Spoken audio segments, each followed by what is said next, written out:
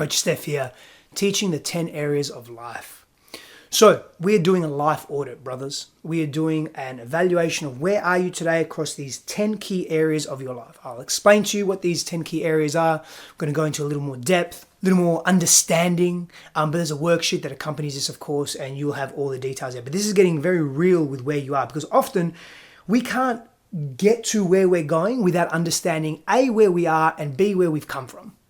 And so it's fitting then that the first area of life, and this is in no particular order, but we're going to speak to it now, is the past, right? So we're going to speak to the past. This is an area of your life, and you're thinking, well, how's this an area of my life? Because our past infiltrates, impacts, and invades our present and influences our present more than we may know.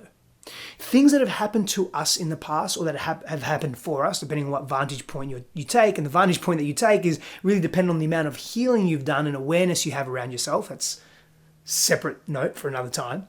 But the past impacts who we are in our bodies.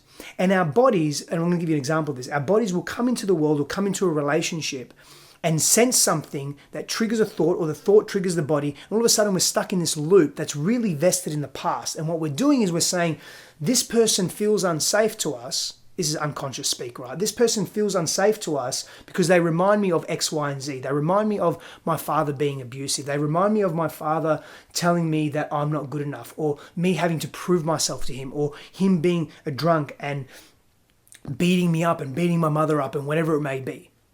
Right, and so our past dictates more of our present than we think. And now all of a sudden we're retaliating, or we're repelling this person because for some reason they remind us of something that was very hurtful to us that's unresolved within us. So your assessment here is 0 to 10.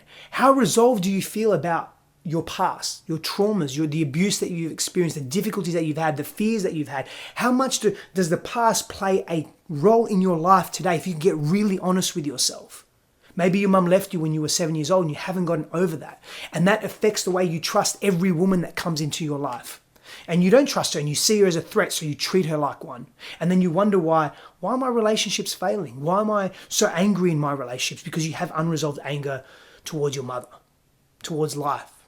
So your past plays a critical role in the area of life. How resolved are you in that? 10 being I'm super resolved, 1 being I'm not resolved at all. This is in no particular order. Next, financial. What's your relationship to money? Are you a burn build guy? So 1 month you're making lots of money, the next 3 months, dry. Are you consistent in your ability to attract financial abundance and wealth? And by the way, an abundance mindset is just that. It's an internal way of being. Secondary is the material possessions that you may have, or the resources you have access to. But an abundance mindset is internal. How do you feel about your confidence, your capability, your ability to make money, to create wealth, to create value in the world? Because financial is value as well. Like, how consistent are you? How safe do you feel secure? How affluent do you feel with money? 10 being really high, 1 not being so high at all. Next.